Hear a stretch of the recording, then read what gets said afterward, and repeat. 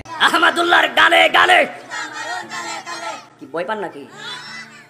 আল্লামা তাহিরুল যেখানে আছে বই আছে। এটা কখনো কোনো আলেমের শোভনীয় কাজ না। প্রকাশ্যে মঞ্চে জাতির সামনে জুতা মারা এটা কেমন একটা অশোভনীয় আচরণ, কেমন একটা মানে নিকৃষ্ট কাজ, কেমন নিকৃষ্ট কাজ। আমরা দেখতে পারলাম ভিডিও ফুটেজের মাধ্যমে যে একজন বক্তা, নাম আমি হাইলাইট করব না, আমি তাকে প্রমোট করতে চাই না, সে নিজেকে তাহিরির ছেলে বলে দাবি করছে এবং চ্যালেঞ্জও করেছে যে গিয়াসউদ্দিন তাহিরির সামনে শেখ আহমদুল্লাহ 1 মিনিটও দাঁড়াতে পারবে না, 1 মিনিটও দাঁড়াতে পারবে না। গিয়াসউদ্দিন তাহিরির সাথে যদি বাহাজে টিকতে পারে তাহলে তাকে 10 লক্ষ টাকা পুরস্কার দেওয়া হবে। পক্ষান্তরে যদি গিয়াসউদ্দিন তাহিরির সাথে শেখ আহমদুল্লাহ বাহাজে যদি হেরে যায় তাহলে 10 লক্ষ জুতো তার গালে মারা হবে। নাউজুবিল্লাহি মিন যালিক। তো আমরা এইটা দেখার পরে হৃদয়ের রক্তক্ষরণ শুরু হয়ে গেছে যে এত বড় একটা চরম ধৃষ্টতা, চরম বেয়াদবি, চরম ধৃষ্টতা এবং চরম বেয়াদবি শেখ আহমদুল্লাহর বিরুদ্ধে। দেখেন, আমরা দেখেছি তিনি বলতেছে যে শেখ আহমদুল্লাহর 2 গালে শত শত শ্রোতা, তারা বলতেছে জুতো মারো তালে তালে, এমন কথা বলে ওয়াজ মাহফিলে প্রচার করতেছে একজন আলেম। হ্যাঁ, আমার মতে সে বক্তব্য দেয়নি না, তার বক্তব্যটাকে নিয়ে আমার একটু মানে কন্ট্রাডিকশন লেগে গেছে। তো আমার এই সামান্য একটা ছোট একটা বক্তব্যকে নিয়ে শেখ আহমদুল্লাহর বিরুদ্ধে এভাবে কি উঠে পড়ে জুতার মতন জুতা মারো তালে তালে, এটা কেমন একটা অশুভ কাজ, কেমন একটা কুৎসা, কেমন একটা নিন্দনীয় কাজ, যেটা জাতি ধিক্কার জানায়। যে নিজেকে তাহিরির সন্তান বলে দাবি করছে সেই এবার গিয়াসউদ্দিন তাহিরির পক্ষ নিয়ে শেখ আহমদুল্লাহর বিরোধিতা করতেছে এবং হাজার হাজার জনসাধারণের সামনে এমন বক্তব্য দিচ্ছে। আমরা কি বলবো, একটাবার চিন্তা ভাবনা করে দেখুন। আবার গিয়াসউদ্দিন তাহিরির কিন্তু বক্তব্য আছে, সে নিজেও বলেছে যে শেখ আহমদুল্লাহর কি আছে, কি এমন এলেম আছে, তার তো কোনো এলেমই নেই। সে কি দাখিল আলেম ফাজিল কামিলের সার্টিফিকেট দেখাতে পারবে? এটা হলো গিয়াসউদ্দিন তাহিরির অভিযোগ। হ্যাঁ ভাই, গিয়াসউদ্দিন তাহিরি আপনি সঠিক বলেছেন, কারণ শেখ আহমদুল্লাহ তিনি দাখিল আলিম ফাজিল কামিলের কোনো সার্টিফিকেট দেখাতে পারবে না, কারণ তিনি তো আলিয়া মাদ্রাসায় পড়াশোনা করেননি, তিনি পড়াশোনা করছেন কওমি মাদ্রাসায়। আর কওমি মাদ্রাসা পড়াশোনা করার কারণে তিনি দাখিল আলিম ফাজিল কামিল এই সার্টিফিকেটগুলো তার নেই।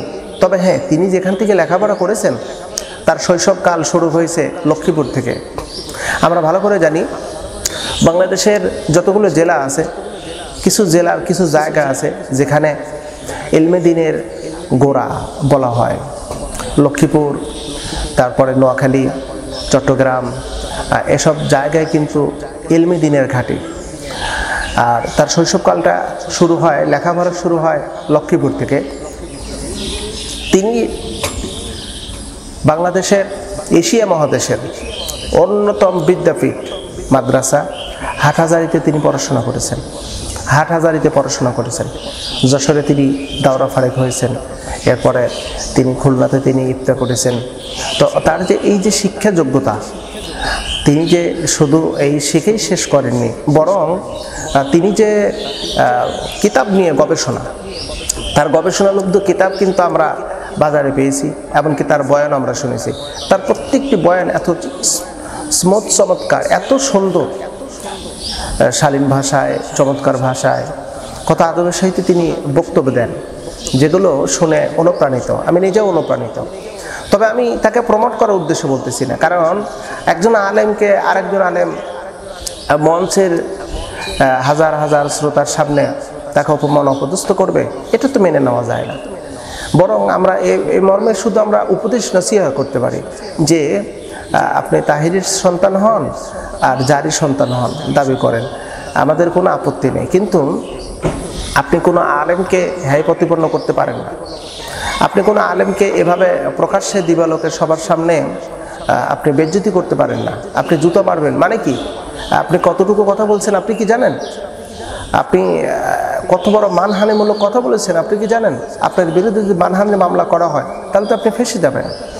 আপনি প্রকাশ্যে দিবালোকে সবার সামনে আপনি বলবেন তাহিরির 2 গালে জুতা মারো তালে তালে, এটা তো সবচাইতে নিকৃষ্ট, সবচাইতে নিকৃষ্ট। আমরা আদবের সহিত বলি, আলেমে আলেমে এই যে ধস্তাধস্তি, আলেমে আলেমে এই যে আপনার সাংঘর্ষিক, দ্বিমুখী সাংঘর্ষিক, এগুলোকে পরিহার করা আমাদের জন্য খুবই জরুরি হয়ে গেছে। আমার আপনার মতের কোনো সমস্যা হলে একটা কথা মেনে নিতে পারতেছি না, তো তাহলে এটাকে নিয়ে আমরা টল না করে, জাতির সামনে প্রকাশ না করে, বরং আমরা নিজেরা একটু ইসলাম হয়ে যাই না? যদি নিজেরা ইসলাম হই, আশা করি যে এটা সমাধান হয়ে যাবে, এটা সমাধান হয়ে যাবে ইনশাআল্লাহ।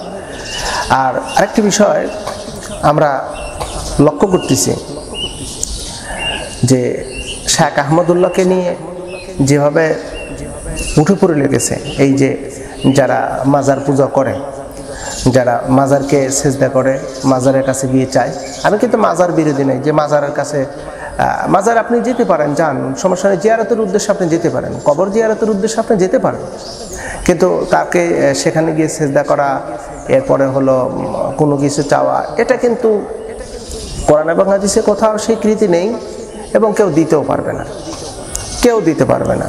কেন দিতে পারবে না?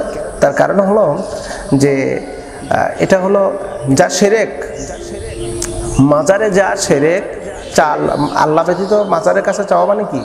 শিরক, 100% শিরক। এটা তো কোরআন হাদিসে থাকার কোনো প্রশ্নই আসে না। তো প্রিয় ভাইজান, আপনাদেরকে বিনয়ের সাথে বলি, আপনাদের ফিরে আসেন, আর এভাবে কাদা ছোড়াছুরি না করে বরং আমরা একটু টেবিলে বসে একটু সংশোধন হওয়ার চেষ্টা করি। আল্লাহ সুবহানাহু ওয়া তাআলা আমাদেরকে সংশোধন হওয়ার, আমাদেরকে এক টেবিলে বসার, আমাদেরকে এক প্ল্যাটফর্মে আসার তৌফিক দান করুক। আমিন সুম্মা আমিন। আসসালামু আলাইকুম ওয়া রাহমাতুল্লাহ।